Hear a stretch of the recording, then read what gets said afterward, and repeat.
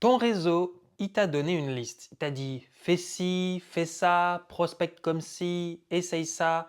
Donc toi, tu essayes des trucs et au final, tu fais un peu de tout, mais tu n'aboutis à rien. Et tu te demandes ce que tu fais mal parce que ça décolle pas. Et spoiler, c'est pas toi le problème. Donc aujourd'hui, on va s'attaquer au mode de prospection. Et plus spécifiquement, on va parler de par où commencer, que faire en fait, tout simplement, quand ça décolle pas. Donc déjà, quand un conseiller vient vers moi, souvent, la plupart du temps, il ne me dit pas par où je dois commencer. Il me dit qu'est-ce que je dois faire. Donc en fait, ce qu'il va faire, c'est qu'il va tester souvent un canal de prospection 2 semaines. Ça, c'est ce que fait un conseiller immobilier dans son réseau.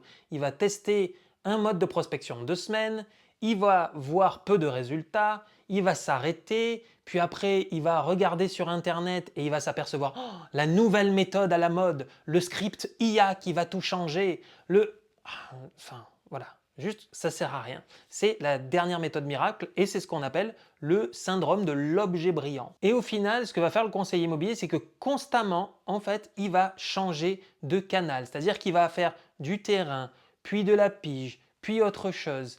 Il va, en plus de ça, donc non seulement il va diversifier ses canaux, mais en plus il va prospecter uniquement à la motivation, c'est-à-dire que quand il le sent, il le fait, et puis un autre jour, lorsqu'il ne se sent pas, il ne le fait pas. Ce que va faire souvent un conseiller immobilier à la place, c'est qu'il va faire ce que j'appelle de la procrastination intelligente. C'est-à-dire qu'au lieu d'aller prospecter, d'insister sur un canal et de persévérer pour avoir des résultats, ce qu'il va faire, c'est qu'il va trouver d'autres choses à faire, rappeler un contact, gérer le mail, réfléchir à refaire sa bannière sur les réseaux sociaux. Et au final, il ne fait pas ce qui va le rapprocher le plus de son objectif. Oui, il va faire d'autres actions, mais il ne va pas faire les actions qui comptent.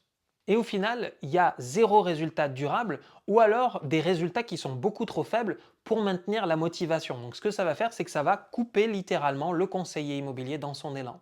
Donc je vais te donner une statistique pour que tu comprennes un petit peu mieux. Il faut en moyenne à peu près 6 mois pour qu'un conseiller immobilier trouve véritablement l'écosystème de prospection qui lui correspond et qui correspond à son secteur. Il y a à peu près 6 mois d'ajustement. Donc déjà, il y a déjà les 3 premiers mois où tu vas te lancer en choisissant certains modes de prospection. Puis après, tu dois mesurer à la fois le niveau d'action que tu as et les résultats que tu en obtiens parce que ce feedback que tu vas avoir va te permettre d'ajuster derrière pour savoir s'il y a un ajustement à faire en termes de volume d'action, en termes de technique ou carrément en termes de choix de mode de prospection. Mais ce que tu ne mesures pas, tu ne peux pas l'améliorer. Donc retiens ceci, il faut en moyenne 6 bons mois pour comprendre exactement ce qui fonctionne sur ton secteur et ce qui est bon pour toi aussi. Parce que ça ne sert à rien de pratiquer des modes de prospection avec lesquels tu ne te sens pas aligné et que tu sens que tu ne pourras pas les tenir sur le long terme. Donc souvent, ce n'est pas un problème de méthode ou de l'axe de prospection en lui-même. Souvent, c'est un problème de conviction friable. C'est-à-dire que le conseiller ne va pas pour faire en sorte que le mode de prospection fonctionne. Il y va juste pour tester et voir ce qui va se passer, juste pour faire un petit test comme ça. Sauf que dans la réalité, ça ne fonctionne absolument pas comme ça. Déjà, si tu t'attaches sur les formations qui sont dans ton réseau, souvent en fait elles sont génériques et elles ne tiennent pas compte ni de ta situation, c'est-à-dire toi mentalement qui tu es, elles ne tiennent pas compte de ton secteur, de ton profil comportemental et au final tu vas choisir des trucs sur lesquels tu vas forcer et des trucs sur lesquels tu forces et qui te coûtent massivement de l'énergie au quotidien et sur le long terme, c'est probablement pas les bons modes de prospection pour toi. Et ça, c'est un reproche un peu que je fais au réseau classique, c'est-à-dire que oui, on te donne des modes de prospection génériques et puis débrouille-toi avec ça. Ou alors, ce qui va se passer dans les réseaux, c'est que les conseillers immobiliers vont recevoir des informations contradictoires. Ah oui, il faut que tu fasses de la pige. Ah oui, mais non, mais tu sais, le terrain, il n'y a que ça, hein. Oh oui, tu sais que là, tu devrais faire que des réseaux sociaux. Tu sais, ce conseiller-là, il a réussi grâce aux réseaux sociaux. Donc en fait, on n'entend que des informations contradictoires. Tu sais, c'est un peu comme dans le monde de la nutrition. Je ne sais pas si tu t'intéresses à ces sujets-là, mais dans le monde de la nutrition, on te dit les légumes, c'est bon pour la santé. Non, les légumes, c'est pas bon pour la santé. Il faut que tu prennes 0,5 g de protéines. Non, c'est 1,5 g de protéines. Non, il faut que tu arrêtes le sucre. Non, tu peux continuer, non, le sucre c'est bon en fait pour la santé. Non, tu peux reprendre le sucre, mais seulement le sucre des patates douces et des pommes de terre, parce que les autres sucres industrialisés, mais non, ça c'est pas du sucre, ça c'est du glucose, alors que ça c'est du fructose, etc. Voilà. Voilà. Tu entends tout et son contraire et c'est pareil pour les modes de prospection dans l'immobilier. Non, il faut faire ci, il faut faire ça, etc. En fait, la réalité, il n'y a que ton terrain et qui tu es et le test suffisamment longtemps qui va définir ce qui va fonctionner pour toi. Parce que sinon, si tu ne fais pas ça, tu vas juste être perdu dans un écosystème social qui va essayer de te vendre des choses. Pourquoi? Parce que tu es désespéré et c'est juste parce que tu es désespéré qu'on va te vendre le dernier truc pour que ah bah tu es avec nous la nouvelle méthode, etc. Non, parce qu'en fait le problème c'est pas ça. Donc arrête de courir après les nouvelles méthodes et recentre-toi sur l'essentiel. Je vais te donner un exemple d'une consultante valeur ajoutée. Alors, je ne sais pas si elle est d'accord, donc je ne vais pas citer son prénom. Mais tu vois, elle avait un ancien métier qui était dans l'orfèvrerie. Et son ancien métier qui était dans l'orfèvrerie, eh bien, elle sait qu'elle a travaillé pendant des années ou des dizaines d'années dans ce métier. Elle était commerçante. Donc, comme elle était commerçante, elle avait une primo-liste ou une liste chaude, c'est-à-dire un réseau qui est énorme. Et elle savait au fond d'elle, elle dit, bon, je sais que là, j'ai un réseau, mais bon, quel mode de prospection je dois utiliser, etc. En fait, c'est l'évidence. L'évidence, c'est que tu prospectes là où la mine d'or se trouve. Donc, ce qu'on a fait, c'est que on a préparé là un script, on a travaillé sur son moteur intérieur et sur la nécessité de le faire. On a travaillé un script sur mesure pour elle qu'elle puisse donner à ses clients.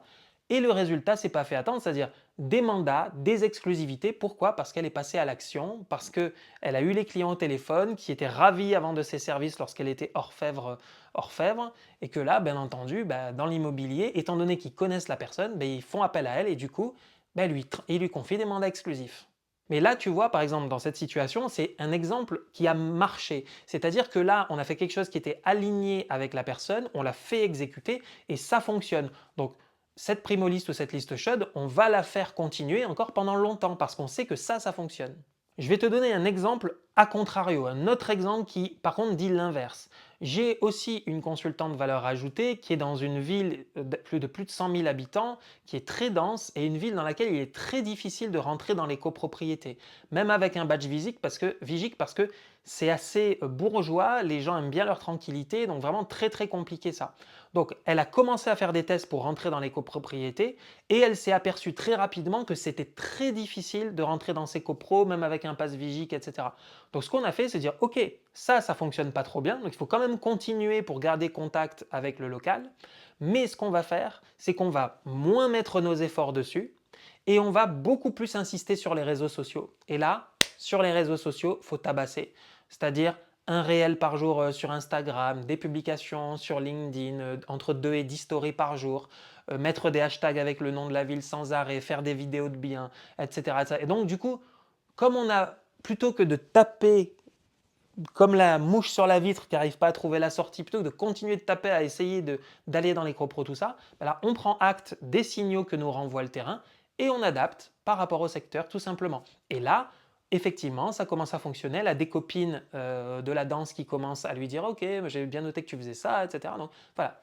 Et là, elle va commencer à faire des ventes, tout simplement. Donc note ceci, le déclic ne vient pas d'une nouvelle formation ou d'un nouvel outil. Ok?